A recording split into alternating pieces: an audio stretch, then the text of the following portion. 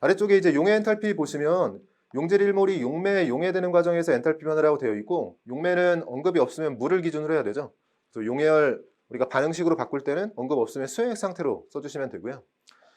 이온성 고체의 용해 엔탈피는 격자 엔탈피와 수하 엔탈피 합이다. 뭐 이런 거 얘기하는 거죠. 우리가 만약 NaCl을 녹이겠다 그러면 이렇게 수행액 상태가 되는 거니까 이렇게 반응식을 쓸 수 있어야 되고요.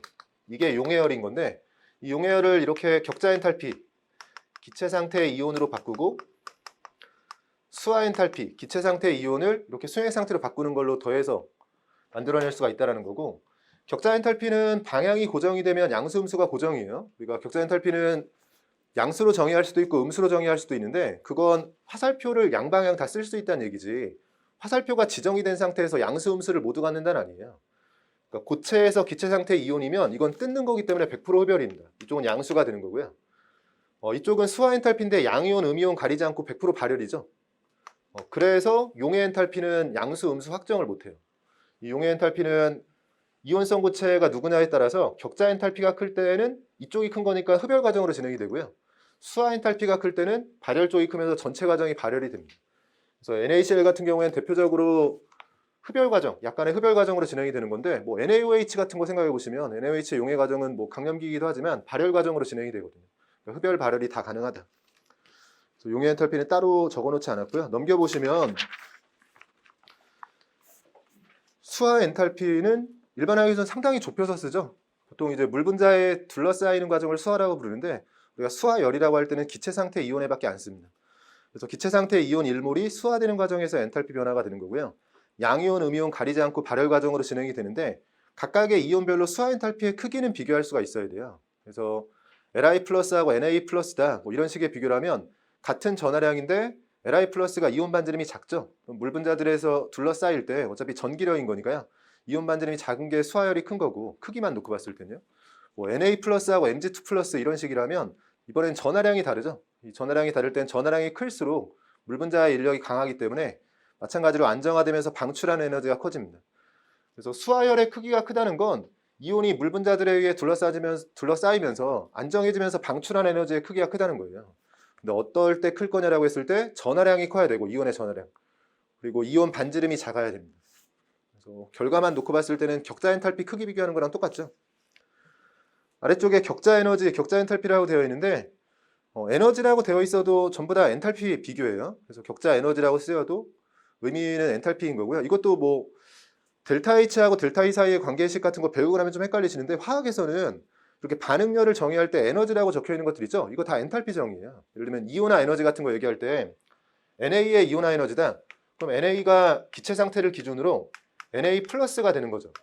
이게 이온화 에너지가 정의되는 과정이잖아요. 근데 이온화 에너지인 거니까 이 반응의 델타 E를 I이다 이렇게 하는 건 아니죠. 이 반응의 델타 H 값을 이온화 에너지라고 정의하는 겁니다. 그래서 이온화 에너지라고 되어 있다고 해서 에너지 정의라고 생각하시면 안 되고 엔탈피 정의, 그러니까 내부 에너지 변화를 따지는 게 아니라 엔탈피 변화를 따지는 거다. 그래서 격자 에너지도 격자 에너지라고 쓰건 격자 엔탈피라고 쓰건 고체 상태의 이온 결합 화합물과 기체 상태의 분리된 이온 사이의 엔탈피 차이로 보셔야 돼요.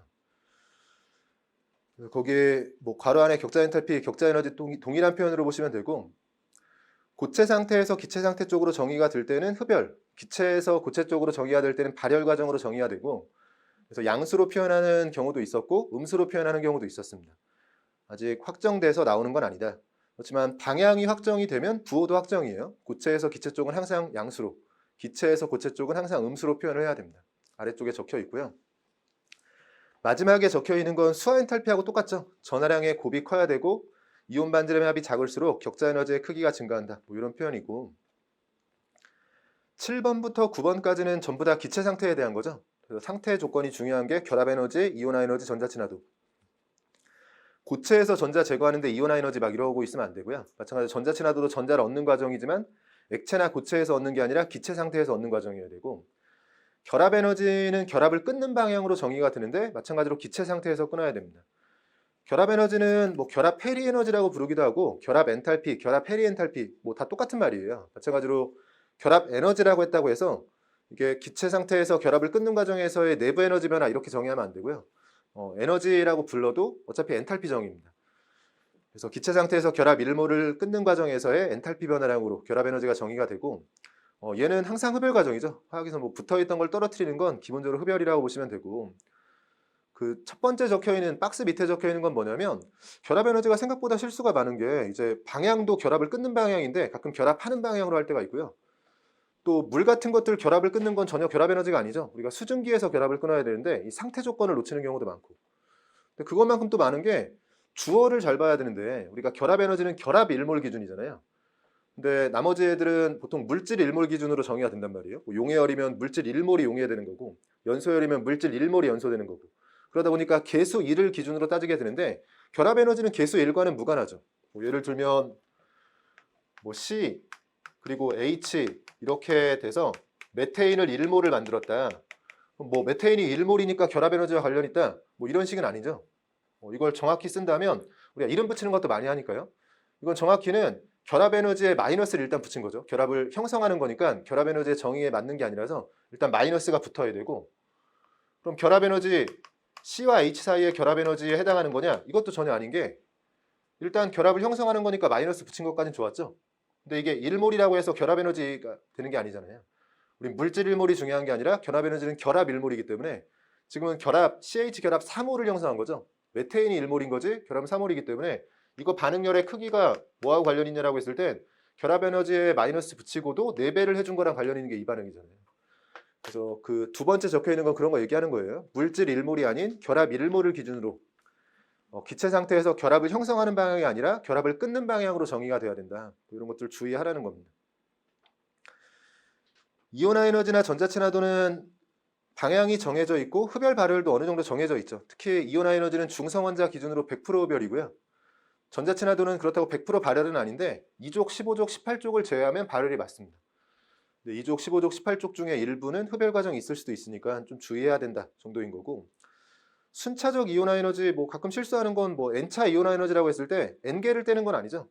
N번째 전자를 제거하는 과정에 대한 거고 전자친화도는 순차적 전자친화도 개념을 우리가 다루지 않죠. 왜냐하면 여기도 적혀 있지만 전자를 얻고 방출하는 에너지에 관심이 있는 건데 중성 원자에서 전자를 얻을 때는 대부분 방출하거든요. 근데 일단 하나 얻어서 2차 전자친화도라고 부를 수 있는 즉 음이온의 전자친화도는 100% 흡열입니다. 그래서 두 번째부터는 방출하는 에너지가 없기 때문에 거기 적혀 있는 것처럼 중성 원자의 경우 2차 전자친화도 그러니까 하나 얻고 음이온이 된 상태에서 두 번째 얻을 때는 100% 흡열이에요. 그래서 2차, 3차 전자친화도들을 농하지 않는다. 뭐 이런 것들 전자친화도 할 때 언급을 했던 내용이죠. 오른쪽에 10번, 11번 보시면 여기가 이제 반응열 직접 구하는 거죠. 우리가 델타 H나 델타 E 아까 얘기했듯이 이상기체의 연력학처럼 쉽게 못 구해요. 그래서 델타 H를 구해라, 델타 E를 구해라 이런 식이 나오면 크게 보면 두 가지로 나눠서 직접 실험을 해서 열량계를 통해서 구하거나 아니면 남이 실험해 놓은 결과 델타 H나 델타 E가 쭉 정리되어 있으면 그걸로 계산을 통해서 헤세 법칙을 적용해 줘야 됩니다. 열량계는 뭐 다행이라면 다행인 게 문제로 출제가 안 되고 있죠.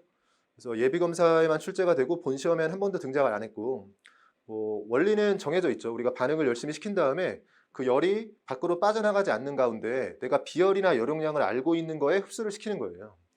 뭐 용해열을 측정하겠다 이런 식이면 용해를 시키면 열을 방출하는 게 있으면 그 방출하는 열을 다른 곳에 뺏기지 않고 열량계 그리고 용액 내가 정확히 알고 있는 물질에 딱 흡수를 시켜서 그럼 비열이나 열용량을 알고 있으면 온도 변화만 관찰하면 열을 측정할 수가 있겠죠. 그래서 반응을 통해서 나온 열을 비열이나 열용량을 알고 있는 물질에 흡수시켜서 그 온도 변화를 보는 겁니다. 이때 이런 공식들은 공식이 민망한 거라고 했죠. 이걸 공식을 외워봤자 예를 들면 물의 비열을 이런 식으로 준다. 이런 식이라면 딱 이런 공식 외워 쓸 수 있겠죠. 뭐 1g 1도씨당 4줄이라는 거니까 만약에 물이 100g이다 그러면 100을 곱해줘야 되고 이거 1g 당했으니까요. 3도씨가 올라갔다면 3을 곱해주고 이런 게 비열의 질량과 온도 변화를 곱하라는 건데 이런 게 큰 의미가 없는 게 만약에 어떤 물질을 이런 식으로 줬다. 이렇게 줘버리면 이건 1몰 1켈빈당 20줄이라는 거잖아요. 그러니까 공식의 이 M 질량을 곱하는 게 아니라 이건 1몰 1켈빈당 20줄인 거니까 몇 몰이 몇 켈빈 바뀌었는지를 봐야 되겠죠. 어차피 뭐 델타 T와 똑같이 섭씨 온도나 켈빈이나 똑같이 쓸 수 있겠지만 이런 M 자리는 비열의 단위가 만약에 몰일 때는 N으로 바뀌어야 됩니다. 몰수로. 그러니까 뭐 그런 것들 고려했을 때는 그 제일 마지막에 적혀 있는 게 뭐냐면 비열이나 열용량은 공식처럼 암기를 하면 안 되고요. 이 비열이나 열용량의 단위를 보고 이게 몰 비열인지 아니면 질량을 이용한 비열인지 아니면 열용량인지 뭐 이렇게 줄 수 있잖아요. 2kJ per 켈빈이다. 이렇게 주고 있으면 보통 열량계 같은 걸 이렇게 주죠. 열량계는 물질이 여러 개이기 때문에 비열 단위로 주지 않고 열용량 단위로 주는데 1켈빈당 2kJ인 거니까 그냥 온도계 보고 만약에 뭐 10켈빈 올라갔다 또는 10도씨 올라갔다.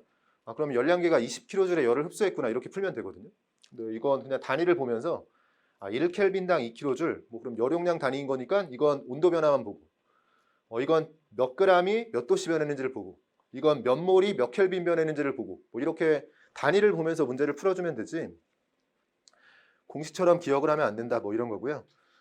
열량계를 통해서 온도 변화를 볼 때 온도가 올라가면 오히려 발열 과정이죠.